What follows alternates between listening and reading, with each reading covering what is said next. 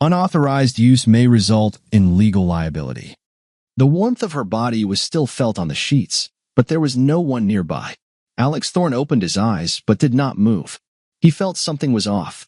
The air in the bedroom was stale, as if the night had not aired the room, and something heavy, sticky lingered. A faint sound caught his ear, a quiet rustle of fabric, as if someone were moving barefoot across the carpet. Alex did not turn his head. He simply exhaled slowly, allowing his body to relax, but he was already preparing inside. The sound ceased. Silence. Alex abruptly rolled to the side, his hand shooting under the pillow, clutching the cold steel, a folding knife he always kept close. The blade glinted in the faint light. "Damn, Alex, have you lost your mind?" An irritated voice cut through the silence. He sat up abruptly. In the doorway, with her arms crossed over her chest, stood Lily, his 16-year-old daughter. Her face was stern, her light hair tousled, wearing a T-shirt with the emblem of her favorite rock band. "Do you always sleep like you're at war?" Alex exhaled slowly, putting away the knife. "Habit." Lily raised an eyebrow skeptically, but said nothing. Instead, she sat on the edge of the bed and extended her phone. "You need to see this." Alex took the device, glanced at the screen. A video file. He pressed play. From the speaker, his wife's voice emerged. "Are you sure? He won't suspect anything?" Then a male voice, calm, cold. "Emma, he's already suspicious. We need to act fast. They'll arrest him tomorrow." Alex felt something inside him slowly but inevitably compress into a heated clump. He handed the phone back to his daughter and stood up, pulling on a T-shirt. "Where did you find this?" Lily swallowed. "In her laptop." "Dad, Mom has betrayed you." Alex froze. Yes, he had already realized that. Alex stood motionless. His heart beat steadily, his breathing was calm, but inside, a silent rage grew, cold, focused. The kind that doesn't allow panic but forces clear thinking. "When did you find this?" His voice was even, almost emotionless. "Last night. I went into her office to." Lily hesitated, looking down. "I just wanted to check her mail." She closed the laptop when I entered, but she didn't log out. "Did you download a copy?" Lily nodded and again extended the phone. "There's not just voice recordings, but also correspondence." Alex took the phone, scrolling through messages. There were many, too many. Dates, amounts, details of some meetings. Everything pointed to a betrayal that was thorough and methodical. Check the accounts. Everything must look clean. Thorne suspects nothing, but he needs to be eliminated quickly. We'll handle his academy, but the main thing is his liquidity. Once everything's settled, he'll be left with nothing. Alex clenched the phone so that his knuckles whitened. He took a deep breath and met his daughter's gaze. "Does she know you've seen this?" Lily shook her head negatively. "I deleted the traces." "But, Dad," her voice trembled. "They want to get rid of you." Alex sat on the bed, interlaced his fingers, and stared at one point. "Do you believe me, right?" he asked quietly. Lily blinked, as if she didn't understand the question. "Of course." "Then listen carefully." Alex raised his gaze. "Now you quietly leave my room and act as usual. Tomorrow you'll go to school. Don't talk about this. And in the evening, he'll tell you what we're going to do." Lily bit her lip. "And what will you do?" Alex stood and reached for the dresser. He opened the bottom drawer, took out a flat metal box, and opened it. Inside lay a revolver, clean, well-maintained, without a single scratch. "They'll deal with this," he answered, fitting the cylinder into place. Lily looked at the revolver. Her eyes widened, but she did not step back, scream, or try to dissuade him. She just pursed her lips, as she always did when trying not to show fear. "You're not planning to," she started but stopped herself. Alex clicked the cylinder, checking the rounds, and exhaled quietly. "Not yet," he said calmly. "But if I have to." He didn't finish the sentence. Lily swallowed but didn't look away. "They'll do it first, won't they?" Alex nodded slowly. "If I don't beat them to it." Silence hung between them, taut, electric. Somewhere below, a door slammed. Lily flinched, but Alex did not even twitch. He slowly closed the box, put it back in the drawer, but kept the revolver with him. "Go," he said. "But, Lily." He looked at her in such a way that she had no choice. She clenched her fists, as if about to say something more, but instead just turned around and left, closing the door behind her. Alex slowly sat back down on the bed, pinched the bridge of his nose, closed his eyes. His mind worked quickly, constructing a plan. Emma, his wife, the woman he had lived with for nearly 20 years, with whom he had raised a daughter. The woman for whom he had once killed. The woman who was now planning to destroy him. Not just betrayed. Sold. He felt like he should be furious, wild, wanting to storm downstairs and demand explanations. But inside was only icy calmness. Like those days when he carried out complex operations, when lives depended on the task at hand. And now, his own life depended on it. Alex stood, approached the window. The house was lit with soft yellow light. Down in the living room, someone moved. Probably Emma, acting as if nothing had happened. How long had she been planning this? How long had she been meeting with that bastard Colt? Alex clenched his fingers on the windowsill. To hell with her. The main thing was to understand how far it had gone. And who else was involved? He took out his phone, opened contacts, found an old number he hadn't dialed in years.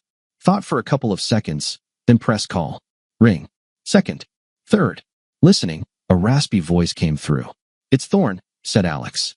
"I need a meeting. Urgently." Pause. "You sound like someone's already dug your grave, buddy.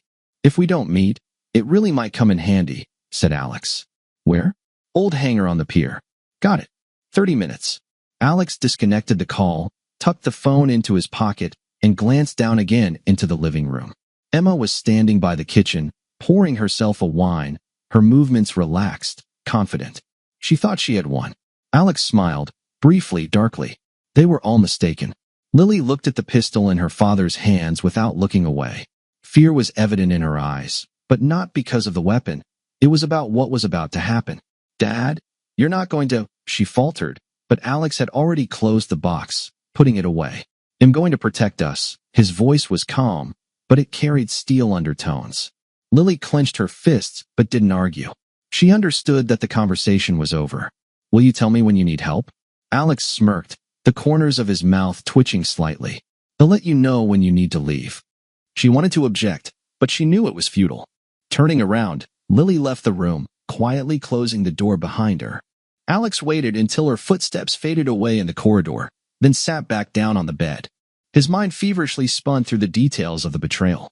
Emma, Daniel Colt, the correspondence, the recordings. He remembered her hands on his skin, her breath next to him at night, how she looked into his eyes, how she smiled at breakfast. And all of it, a lie. A planned, cynical, cold-blooded lie. He ran a hand over his face. Now was not the time to be angry. Now was the time to think. The phone in his hands lit up again. A new message. "Tomorrow, 9 o'clock. Sign the papers, and we won't touch you again. Do it calmly." The number was hidden, but he already knew who it was from. Alex smirked. Calmly? These people had no idea who they were dealing with. Alex stood up, feeling an icy, concentrated sensation flaring in his chest. It wasn't just anger, it was the calculating, predatory rage of a man who was planning not just to survive, but to burn everything to the ground. He took a deep breath and walked out of the bedroom. The house was filled with a tense silence, the kind that comes before a storm. Downstairs, the light was on, Emma was in the kitchen. Alex descended the stairs, his steps deliberately slow. He wasn't hiding. She stood at the sink, pouring herself a wine, and didn't even turn when he entered. "Can't sleep?" Her voice was as usual, calm, warm, but now he could hear the falsehood in it. "You too?" Alex sat at the table, crossing his arms over his chest. Emma sipped her wine and looked at him, smiling, but her eyes were wary. "I thought you were asleep." Alex tilted his head. "And I thought my wife wouldn't sell me out to a cop she's sleeping with behind my back." Emma froze. For a moment, something like shock flickered across her face, but it quickly changed to a cold, almost businesslike expression. "Who told you that?" Alex smirked. "Does it matter?" She put her glass down on the table, leaned forward, resting her palms on it. "Alex, let's not." "Let's not what?" He raised his eyebrows. "Not talk about how you handed me over to Colt? Or not remember how you whispered with him about how to get rid of me?" Emma exhaled slowly and sat opposite him. "It's just business, Alex. You always said that in this world, the strongest survive." Alex smirked. "Do you really think you're stronger than me?" She met his gaze. "I think you've miscalculated your cards. Tomorrow you sign the papers, either with us or against us. And you know what happens if you choose the latter." Alex nodded, slowly drumming his fingers on the table. "I know." Emma relaxed, thinking he had resigned himself. And at that moment, Alex suddenly grabbed her wrist and twisted it with force. She cried out, but he had already gripped her hand so tightly that her nails dug into her skin. "Does it hurt?" His voice was even, almost lazy. Emma jerked, trying to break free. Alex, have you lost your mind? He looked down at her, and there was not a hint of warmth in his eyes. No, Emma. I just remembered who I am. He squeezed her hand tighter until she moaned, then suddenly let go. She recoiled, grabbing her wrist, breathing heavily. You just made a huge mistake, she hissed, her eyes blazing with fury. Alex smiled. And you made it earlier. He turned and left, leaving her sitting at the table, trembling with a mix of fear and anger. He already knew what would happen next. He just had to wait for morning. The morning started with silence, so oppressive that even the ticking of the wall clock seemed like a loud echo in the void. Alex sat at the kitchen table, slowly sipping black coffee. Emma came down the stairs a minute later, the scent of her expensive perfume filling the space before he saw her. She looked perfect, impeccably styled hair, light makeup, a business suit. Her gaze was cold, confident. So, you decided to be smart, she said, pouring herself coffee. Alex set down his cup, folded his hands on the table. Do you really think it's that simple? She looked at him, slightly tilting her head. It all depends on you, Alex. Sign the papers, leave with the money. Don't sign, leave in handcuffs or a black bag. He smirked, running his tongue over his teeth. You talk as if you have power over me. Emma put down her cup and leaned towards him, her eyes flashing. You're wrong. The power is mine, not because I'm better, stronger, or smarter, but because you can't play dirty games like I can. Alex leaned back in his chair. So, you're like that now? I've always been like that, Alex, her voice turned venomous. You were just too busy with your righteous life to notice. He looked at her and suddenly realized he was not sitting across from the woman he had once fought for, not the one he had once loved. I allowed you to play the caring father, the strong man, but you failed. You're weak, Alex. And weak men, she leaned closer and whispered directly into his face, die. Alex slowly smiled. You talk like someone who has already chosen their side. Emma straightened up, taking her cup again. I chose the right side. I advise you to do the same. Alex nodded, as if pondering her words. Only there's a problem, Emma, he said, and his voice suddenly turned icy. Weak men indeed die, but I'm not weak. She managed only to blink before he suddenly grabbed her by the hair and slammed her forehead onto the table. A muffled crunch. The coffee cup flew to the floor. Emma cried out, grabbing her bleeding nose. You freaking psycho, she rasped, holding her face in her hands. Alex stepped closer, grabbed her chin, and lifted her face to his. Listen to me carefully, he said, his voice low, dangerous. You thought you could sell me out, get rid of me, erase me from this game? You, damn it, were wrong. Emma clenched her teeth, her eyes filled with hatred, but also fear. Daniel will kill you, she hissed, trying to break free. Alex leaned to her ear and whispered softly, then he better hurry, because I'm going after him first. He released her, and she immediately staggered back, breathing heavily. You're a dead man, Alex, she whispered, but he just smirked. Then make sure the cops find my body before I get to you. Emma sat on the floor, still clutching her bloodied nose. Her perfect morning image was destroyed in an instant, but even through the pain and shock, she looked at Alex with icy hatred. You won't get out of this shit. Her voice trembled, but it still carried anger. Alex smiled, pulling out his phone. I already have. He pressed a button, and Daniel Colt's voice came through the speaker. Emma, he's on to us. We need to act fast. They'll arrest him tomorrow. His wife's face contorted, her eyes widened. What? How? Alex leaned in, holding the phone in front of her face. Your laptop wasn't that hard to hack if you're not a bitch but a real predator. Emma froze, her brain frantically searching for a way out. Daniel will kill you for this. Alex shrugged. Possibly, but he'll kill him first. He turned and left the kitchen, leaving her sitting in her own blood and helplessness. Alex knew he had little time. He had evidence, but it wasn't enough. Daniel wasn't just a cop. He was the one controlling the whole case.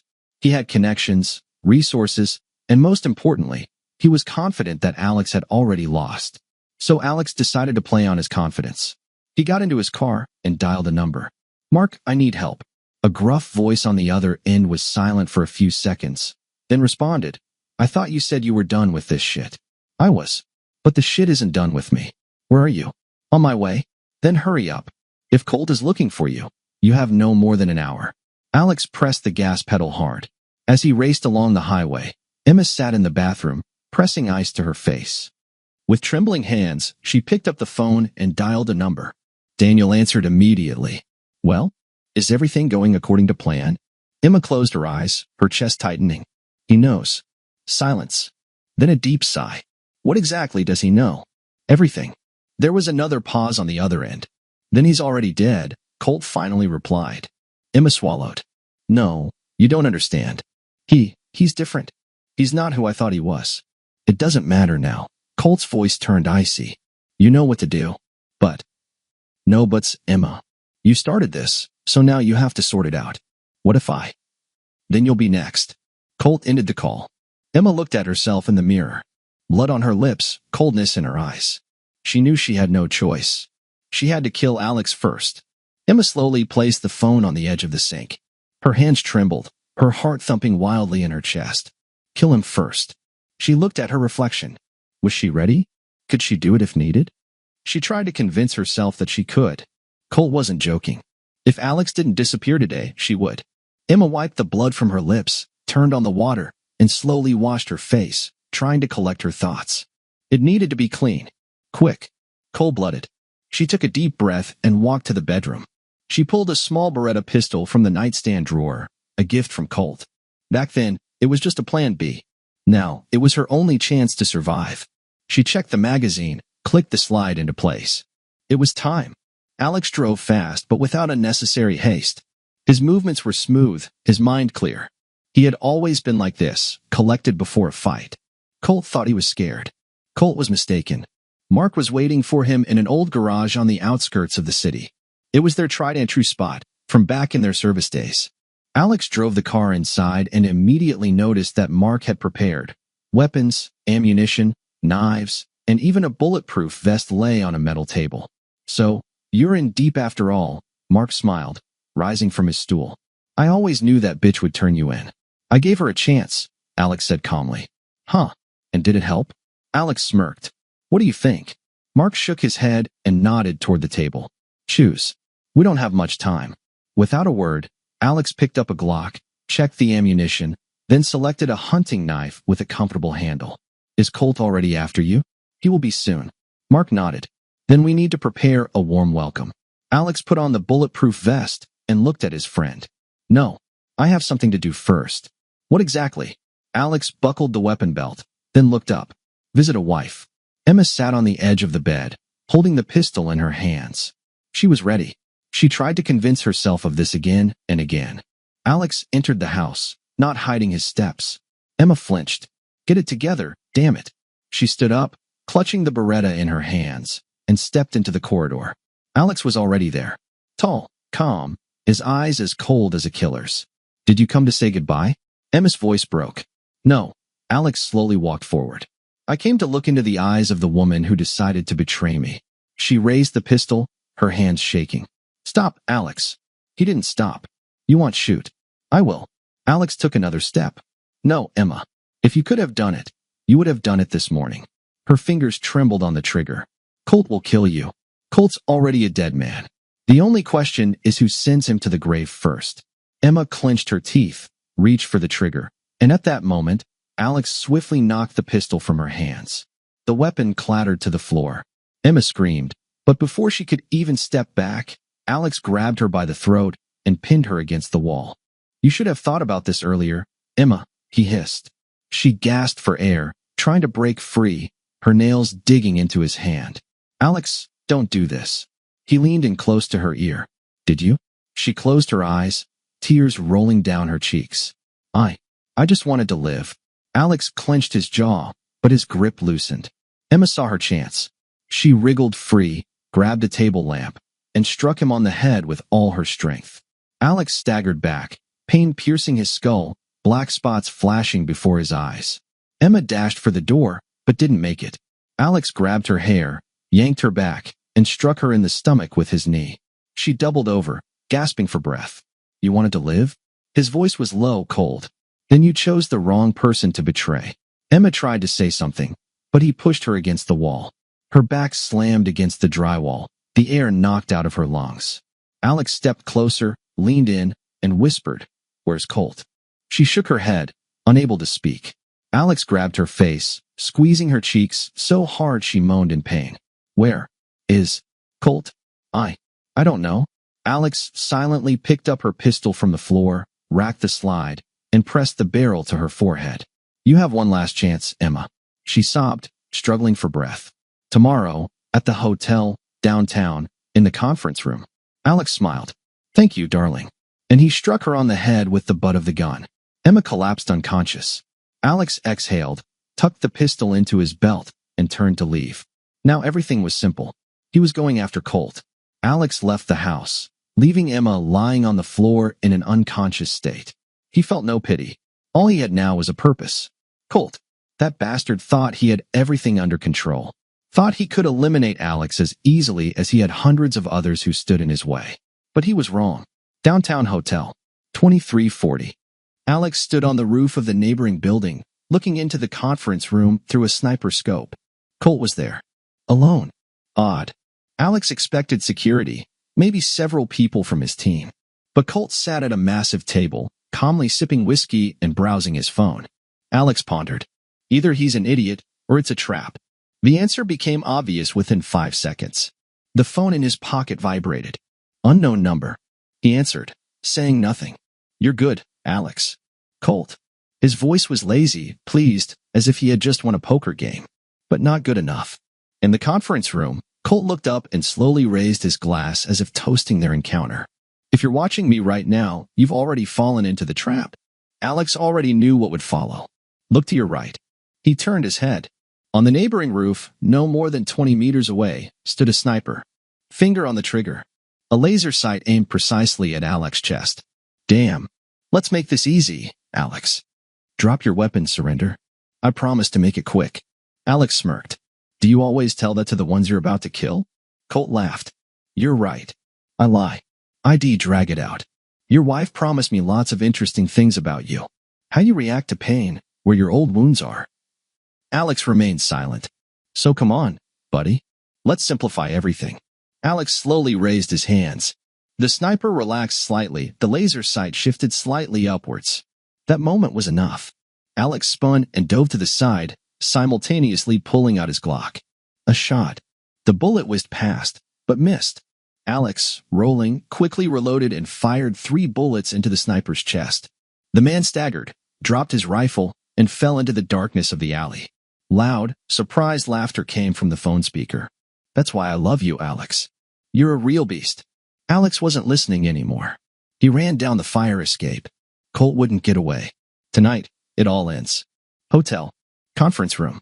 Colt calmly poured himself more whiskey, looking at his reflection in the glass panel. He knew Alex was coming, but he was ready. Well, old friend, let's see who walks out alive today. Alex stepped into the corridor, holding Colt's phone in one hand and a bloodied knife in the other. Adrenaline still buzzed in his veins, his pulse thumped in his ears, but his mind was clear as glass. The building was quiet. Too quiet. He cast a quick glance around, just as the lights went out. Damn, they're already here. Instincts took over. Alex bolted towards the nearest exit, but heavy footsteps were already sounding from around the corner. Move, move. A rough voice, the commands crisp, practiced. These weren't cops. These were pros. Colt managed to call for backup after all. Perfect. Alex slipped into a side corridor, navigating between doors. In his ears, his own steady voice rang. Assess the situation, adapt, act. He knew this hotel. He knew there was a kitchen downstairs. And in the kitchen, knives. He dived into the stairwell and began descending, but footsteps were already echoing behind him. Movement on the stairs. Shots. Bullets sparked off the railings. One grazed his shoulder, another burrowed into the wall inches from his head. Alex leaped over the railing, landing with a roll on the floor below. Ahead was a corridor leading to the service areas. Somewhere ahead, a radio hissed, "Take him alive," orders from above. Alex smirked. Well, at least they won't kill me outright. He burst through the kitchen door. Inside, it was dark, only emergency lights casting a faint glow on the stainless steel tables. Silence. He quickly scanned the area, grabbed a butcher's cleaver from a shelf, and positioned himself behind a refrigerator in the shadows. 5 seconds later, the door burst open, and 2 men stormed in. The first mistakes of a warrior, they entered but didn't check the corners. Alex moved. Fast. Quiet. He circled behind them and struck the first with the cleaver in the shoulder. The blade sank deep, cleaving through muscle and bone. The fighter gasped, dropping to his knees. The second turned, but Alex already had his arm, twisted the wrist, and snapped the elbow with a swift, precise movement. The man howled, but before he could scream, Alex clenched his throat and slammed him against the wall. "How many of you?" The man only wheezed. Alex pressed harder on the trachea. "I asked a question." The man frantically nodded, forcing out, "F5." Alex tightened his grip. The man's eyes began to roll back. "Now 4, Alex said calmly, and jerked his neck sideways. A dull crack. The body went limp. Alex let go, turned to the first fighter who was trying to press a hand against his wound. "Don't move, and you might live." The fighter moaned, and Alex slipped back into the corridor. For more? Time to reduce the numbers. Upstairs, 3 fighters were talking over the radio. "Chris and Tom aren't responding. That damn psycho took them out. Move to the south exit. We'll cut him off." "Copy. If he tries." Just then, a click sounded behind the door. The man instinctively turned his head, but it was too late. Alex kicked the door open and in the same moment drove the knife straight into the man's carotid artery. Blood sprayed the wall. The second fighter reached for his gun, but Alex struck him with an elbow to the jaw, knocking him out cold. The third tried to flee, but Alex threw the cleaver, embedding it in his lower back, paralyzing his legs. One left. Alex picked up the downed fighter's weapon and slowly walked down the corridor. He knew the last one would be waiting at the exit. And he was. The man stood by the doors, breathing heavily, his hand on his pistol. Alex stepped into full view, gripping the weapon. "Go ahead, try." The man hesitated. His finger trembled on the trigger. Alex took a step forward. "You've already lost." The fighter paled and dropped the gun. Alex approached and whispered quietly, "Tell your people Colt is dead. And if they want me, they'd better dig their own graves." The man nodded, staring at him with pure terror. Alex turned and walked into the night, disappearing into the darkness. He still had to finish this game. Alex knew he couldn't just disappear. He could leave, vanish into the night, but it wouldn't change anything. He was a predator, and his prey was still breathing.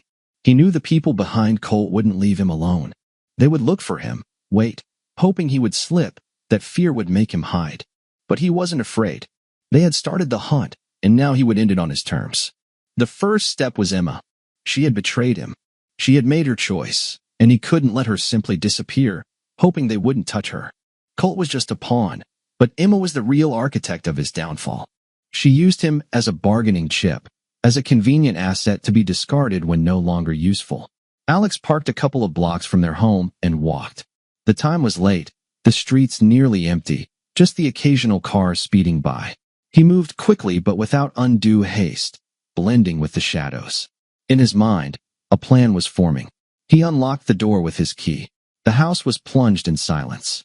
The curtains were drawn, a weak light spilling from the kitchen. She was there. Alex moved forward, trying to make no noise. He could feel Emma's tension, even without seeing her. It was the intuitive knowledge of a predator sensing the fear of its prey. She stood at the table, bent over a glass of wine, but not drinking. Her fingers trembled on a phone. She knew. "You came back." Her voice was almost even, but Alex detected the strain. "Of course. Did you think it would end that easily?" She slowly turned around. Her face pale, eyes glossy, but her gaze still full of defiance. "Is Colt dead? Did you doubt it?" She swallowed, quickly regaining composure. "You can't destroy them all, Alex. You've lived too righteously for too long. You're not ready for this game." Alex smirked. "You're wrong, Emma. I've just played by others' rules for too long. But now there are no rules." He stepped closer, and she instinctively stepped back, but then forced herself to stand her ground. "What now? Are you going to kill me?" He tilted his head, studying her. "No, that would be too easy." "Then what?" Alex pulled out Colt's phone and tossed it onto the table. "Here it is. All the transfers, all the deals, all your messages." Her eyes widened as she saw the correspondence. You want me to turn them in? I want you to become useless to them." She shook her head, her hand trembling as she pushed the phone away. "They'll kill me." "Of course." She looked at him with real horror. You want them to take me out instead of you." "It's not me killing you, Emma. You signed your own death warrant when you decided to sell me out." "Alex, you're not like this." "No?" He stepped closer, leaning in so she could feel his breath. Are you sure? She swallowed hard, her hands shaking. Please. Now you're begging? After you sign my death sentence? He grabbed her chin, forcing her to look into his eyes. I want you to feel what it's like to be helpless. I want you to live in fear, just like I would have had to if your plan had worked. She sobbed, but he didn't let go. You'll send these files. To everyone. Right now. No. Alex tightened his grip on her face. You will send them, Emma, or he'll make sure you're found with a bullet in your head, and everyone will think you couldn't handle the pressure. The choice is yours. She bit her lip, tears streaming down her cheeks, but she realized there was no way out. With shaking hands, she picked up the phone, unlocked it, and pressed send. Alex let her go and took the device. The message was sent. All the compromising information on her partners and accomplices was now in the hands of people who do not forgive mistakes. Emma slowly sank into a chair, her shoulders shaking. Alex, what do I do now? He looked down at her as if she were condemned. Run. Her lips trembled. Where? I don't care. But if you cross my path again, I'll finish it myself. She didn't respond, just covered her face with her hands. Alex turned and walked away, not looking back. Outside, he took a deep breath. It was just the beginning. Now his real target awaited. Those who thought they controlled the city. Alex Thorne was after them. The night was cold, the streets silent, but a storm still raged in Alex's mind. He saw Emma's face, heard fear cutting through her voice, felt the tension in the air as she realized nothing could be fixed. But this was just the beginning. He got into his car and drove off. What next? The answer was clear. Those who controlled the game didn't expect a pawn to turn into a king. But before he could flip the board, he needed an ally. Alex pulled out an old phone he hadn't used for years. The device was battered, scratched, and chipped, but still worked. He scrolled through the contacts and found the name. Raven. He hesitated before dialing the number. Not because he was afraid. Raven was someone you didn't cross if you had any chance of handling things on your own. But that chance had already vanished. He made the call. 1 ring. 2. 3. Someone's missing the old times, a voice said, low and raspy, a lazy smirk audible, but a steel blade hidden behind it. I need your help. Of course. You don't call just to chat, Alex. Your problems always come with corpses. There will be more. A brief pause. I like that. Where are you? North Dock. Warehouse 5. 1 hour. You're not even going to ask how much it will cost you. I know you'll name your price later. Huh. I've missed your mind. All right, Thorne. 1 hour. Alex ended the call and started the engine. If anyone could help him crush those behind Colt, it was Raven. But even he might not be on his side. North Dock. 1 hour later. Alex stood by an old, rusting warehouse, leaning against the wall. He smelled the salt and oil, heard the soft lapping of water somewhere in the distance. The cargo cranes stood still in the night like skeletons of massive beasts. Footsteps approached from behind. Light, unmistakably precise. You didn't bring a crew? Alex didn't turn around, but he knew it was him. I can handle you by myself if you try to double-cross me. Raven chuckled. I doubt that. He stood beside him, hands in his pockets. Raven was tall, lean but deceptively sinewy. Light stubble, dark eyes always seeming to mock. He could smile, but there was never anything warm behind it. Spill it. Alex tossed him Colt's phone. Raven caught it, glanced at the screen. Oh, I thought you'd speak in riddles. But no, you just handed me their balls on a silver platter. I want to crush them. Raven chuckled and scrolled through the files. You realize if we go against these people, there's no way out? Alex looked at him. There was no way out the moment they decided I was dead. Raven sighed, turning off the phone. Fine, Thorne. I'm in. But know this, I'm not doing it for you. Of course. You're doing it for the chaos. Raven grinned wider. How well you understand me. Raven pocketed the phone and tilted his head, looking at Alex like a cat watching a dying mouse. So who's first? Alex exhaled slowly. Felix Landor. Raven whistled softly. Oh, you're aiming right at the heart. Landor isn't just a pawn. He's the financier of this whole circus. If he disappears, the entire structure will start to crumble. Exactly. Raven shook his head. Do you know how heavily guarded Landor is? He's not your casual fling like Colt, who could be taken out in a conference room. This bastard has a private army. Elite guards, specialized equipment, drone surveillance. It's a fortress. Alex nodded. That's why I called you. Raven smiled. Oh, how I love these moments. You look like a man with no options, yet you're still planning to do the impossible. You're not even afraid. Alex looked him directly in the eyes. I'm already dead. All that's left is to decide who will take with me. Raven fell silent for a moment, a strange glint in his eyes. Perhaps respect. Perhaps excitement for the impending chaos. All right, Thorn. Let's light up this damn anthill. Felix Landor's mansion. A private district outside the city. 2:30. Landor's mansion loomed over the hills like an ancient citadel. High fences, armed patrols, surveillance cameras on every corner. At first glance, an impregnable fortress. But every fortress has a weakness. Alex and Raven sat in a black van a couple of kilometers from the estate. Before them on a screen displayed a layout of the building, loaded from Raven's database. Going through the main gates is suicide, even if we break through. They have thermal sensors, barrier fire, and at least 15 guards. Raven flipped through the schematics, tapping his finger on the screen. But there's a service tunnel. It leads to a utility room where the servers are located. They use it for maintenance. It's the only place not guarded as tightly as the rest. Alex nodded. How long do we have a window? 10 minutes, no more. Then their system will reboot, and they'll detect us. 10 minutes is too much. I only need 5. Raven looked at him with lazy admiration. You know, I love that about you. Alex didn't respond. He was already putting on gloves, preparing for the operation. Raven sighed and also grabbed his gear. All right, let's blow this anthill up. They slipped into the night. Tunnel. 2:45, the smell of dampness and oil. The narrow space, dim lights on the walls. They moved silently, like shadows. Raven disabled the motion sensors first. Alex moved forward silently, his movements precise and calculated. He felt exhilarated. When they reached the server room, Raven hacked the system and brought up the security cameras. Let's see. Landor's upstairs in his office. Alex looked at the screen. Landor sat in a massive chair, sipping expensive whiskey and flipping through documents. Guards nearby. They'll take him. Raven smirked. You just want me to stay here and cause chaos, right? Alex nodded. You love that.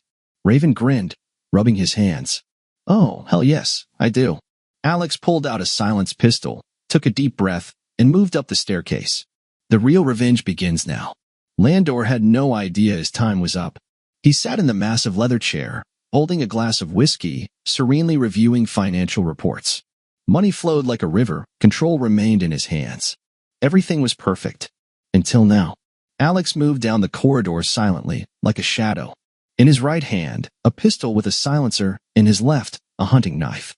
The 2 guards at the office door didn't even realize what happened. The first bullet entered the temple of one before he could blink. The second was reaching for his radio when Alex threw the knife, it deeply embedded in his throat. The man gasped, falling to his knees, clutching the wound, but he slumped dead within seconds. Alex stepped over their bodies and pushed open the door.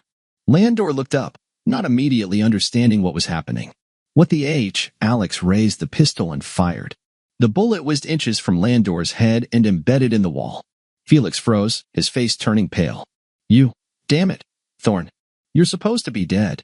Alex closed the door behind him, slowly advancing towards him. Minor oversight.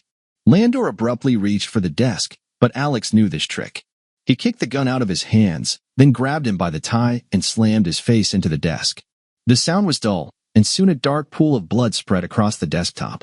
Landor moaned, trying to lift his head, but Alex pressed him down harder. This was all your idea, wasn't it? Damn. You don't understand. Landor gasped, struggling to breathe. Alex allowed him to lift slightly, only to slam his head back down harder. Then explain it to me. Landor coughed, spitting blood, but anger still burned in his eyes. You can't stop them. They'll just replace me. Alex leaned closer, whispering, they might replace you. But first, they'll find you in such a state that no one else will want to follow your path. He grabbed his hair, lifted his head, and then threw him to the floor with all his might. Landor groaned, writhing in pain. You were a soldier. You followed a code. Alex knelt before him, grabbed his bloody chin, and slowly lifted his face. You still don't understand. The code was for people. You were just a piece of meat who thought he could play king. Landor began to choke, but Alex wasn't planning to kill him quickly. He pulled out a knife. When they find you, Felix, you'll still be alive, but you won't be who you were. Raven watched through the security cameras, slowly smiling as he watched the events unfold. Damn it, Thorn, You're worse than I thought. And I like it. He reached for a button and activated the hacked alarm system. Let's see how fast the next wave of rats rushes in. The building filled with an alarming hum, lights flashing. Alex walked out of the office, his hands bloody, but his eyes remained icy. Alex and Raven escaped the mansion, leaving chaos behind. Guards were approaching, but it no longer mattered. Landor was alive but broken. He would be found, but not as they knew him. And most importantly, he would talk. In panic, in fear, he would betray everyone. But Alex didn't need to wait. He knew who was next. They disappeared into an alley, switching to a black sedan. Time was pressing. While the police and mercenaries dealt with the ransacked mansion, they had only a few hours to deliver the final blow. Raven smiled as he started the car. What now? Alex gazed into the darkness, clenching his fist. Now we go after the one who paid all these bastards. Raven whistled softly. Wow, you're really planning to reach the top? I'm already there. You do realize this guy isn't just a businessman, right? He's a system. His security isn't just some dumb bouncers, but real predators. You plan to break through them alone? Alex turned to him, and something in his eyes made even Raven fall silent. I'm not alone. Raven smirked and started the car. Well, let's see how beautifully we can die. Walter Graves' mansion was more than just a home. It was a fortress. A fully autonomous security system, armed patrols, thermal sensors, surveillance cameras. Alex and Raven stood on a hill, observing through a sniper scope. Damn castle. How are you planning to get in there? Raven muttered. Alex put away the scope, rolled up his sleeves, and showed him a small flash drive. Through the front door. Raven chuckled. I'm afraid to ask what's on that thing. Graves' complete ledger. All his dirty deals, laundered money, contract killings. If this goes public, he's a dead man. So we're going to blackmail him? Alex looked at Raven and smiled slowly. No, we're going to make him destroy himself. Graves' office. 4:30 a.m. Walter Graves sat in his leather chair, clutching a glass of whiskey. He already knew. The surveillance cameras had shown the slaughter at the gates, then the black shadows slipping through the corridors. He knew who had come for him. The door burst open. Alex entered, throwing a bloodied knife onto the table. Graves slowly looked up. You're damn stubborn, Thorne. Alex sat across from him, pulled out the flash drive, and threw it in front of him. You know what this is? Graves sighed, rubbing his forehead. And what do you want? Money? Redemption? Or just my head? Alex leaned forward, his voice almost gentle.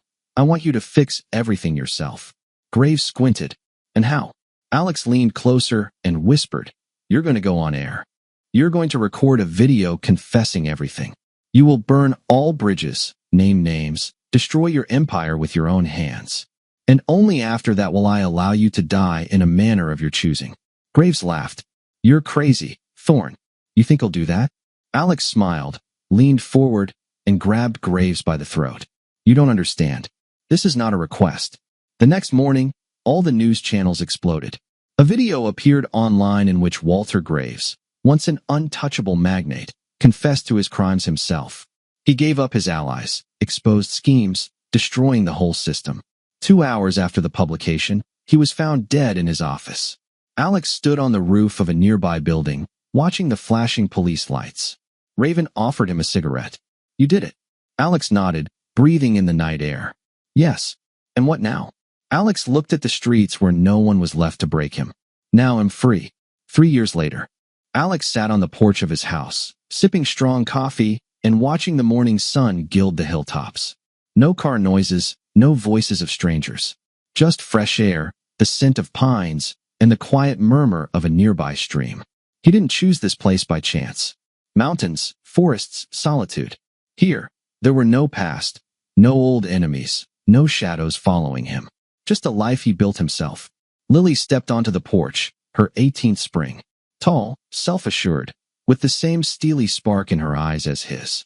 You're up earlier than me again, old man? She smiled, stretching. Alex grinned, sipping his coffee. Early riser gets the coffee first. Lily rolled her eyes but sat beside him, pulling her legs to her chest. You're happy here, right? Alex looked at her and nodded. Yes. He hadn't thought he could feel this way again. That after all the blood, pain, and betrayal, he could ever find a place where he could just be. But he had found it. A car appeared in the distance. Raven, as always, came unannounced in a dusty Mustang, with a cigarette in his teeth and that trademark smirk. So, Thorn, haven't you rusted from the quiet life? Alex smiled, standing up. Just got pickier about how I spend it. Raven got out of the car, glanced at Lily, and winked. And yet, damn, girl, you've grown. How about I teach you some bad things? Lily laughed and, without blinking, replied, if you want to lose. Raven laughed out loud and clapped Alex on the shoulder. Damn, Thorn, you're indeed a lucky man. Alex watched his daughter, his friend, the place where life was no longer an endless war. He smiled. Yes. Now yes,